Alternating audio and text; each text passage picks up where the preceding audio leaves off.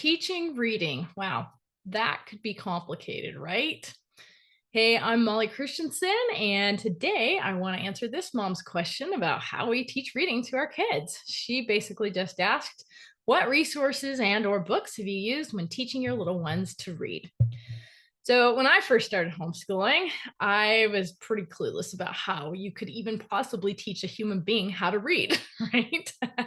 So I was trying all sorts of things, including like little games with lots of parts and pieces, flashcards, books, and lots more, right? And I finally decided I really just like simple best. So you can actually just teach reading using books, but I kind of wanted a little bit more structured method. And so my favorite method is using the Teach Your Child to Read in 100 Easy Lessons. And I use that to teach all 7 of mine. I like that because it's just so easy for me. I don't have to prepare anything and it's just all laid out for me. And because it actually works, which is really cool. Plus, it's super cheap compared to most reading programs. Like I think it's like 15 bucks or something on Amazon. Now, I have heard that some people think that it's kind of silly, boring, or dumb.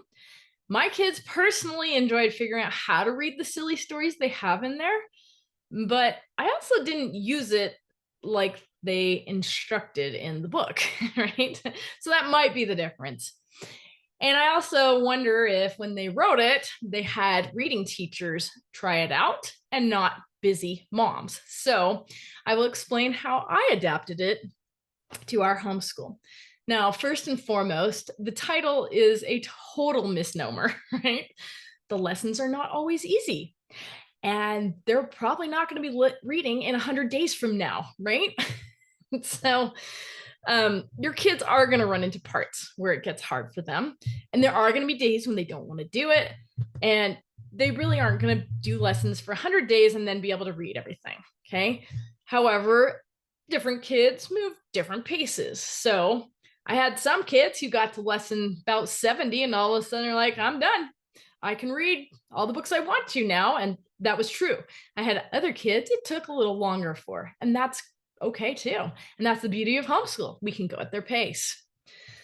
For most of my kids, I found that the length of the lesson was typically way too long for their attention. And plus, because I'm their mom, they know they can get out of things sooner than they would maybe with a reading teacher. And that's okay too. So what I would do is I would just go in the lesson, go, with them until I felt like the child was done, and they'll let you know. And I wouldn't require that we get to the end of the lesson. But I would try to help them stretch a little farther than what they thought when they were done, right? So I would say, how about if we just get to this part and then we'll finish for today?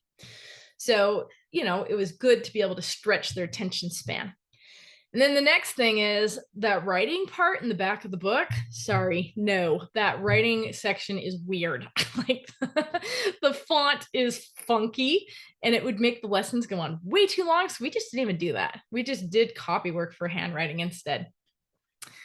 So sometimes lessons wouldn't be easy because they're just too long, and that's okay. So you can just go at your own pace, and we just don't expect them to be reading in 100 easy lessons. And really, this can go with any reading curriculum you have. Okay, so the other thing is, like, I know sometimes people like to use online programs to teach reading. I never did that for several reasons. And the first is because I didn't want my littles on screens as much as possible, which is hard in this world. It's not like we don't do screens, but these little kids' brains are still developing. And there's a lot of studies about screens and childhood brain development. And when they get screen time, even if it's for something good like education, their brains develop in such a way that it makes actually learning and thinking later on a lot more difficult in the long run because they get trained to have these flashy things going on, right? And so I won't dive into that right now, go deep in that, but I just want to avoid that. That was our personal choice. But the other reason is that I really wanted to make reading a bonding time. Like if I could just take 5 or 10 minutes a day with that one-on-one time with the child and snuggle up with the book, that was a wonderful thing. I would offer reading lessons to my kids, and if the kid wasn't into to it that day, well, that's fine. But occasionally, if they were really resistant, I'd just offer a bonus insist or incentive for them to feel like trying it that day. And of course, the other thing we do for teaching reading is just doing a lot of read alouds. When they see and hear it, it just helps so much with reading development.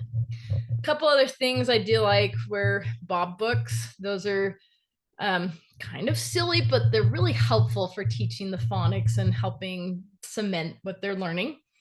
Um, I also I've tried a lot of reading programs too, actually, probably with some of my earlier ones, but All About Reading is pretty good too. But it was a little more work for me. So that's why I like the 100 Easy Lessons. But that's kind of how I picked it. I'm just going to go back to what's easy for me because then that means I'll actually do it. Right. I do understand that screens are easy, but at the same time, you got to just decide what's most important to you with that as well. So that's basically how I teach reading in my home.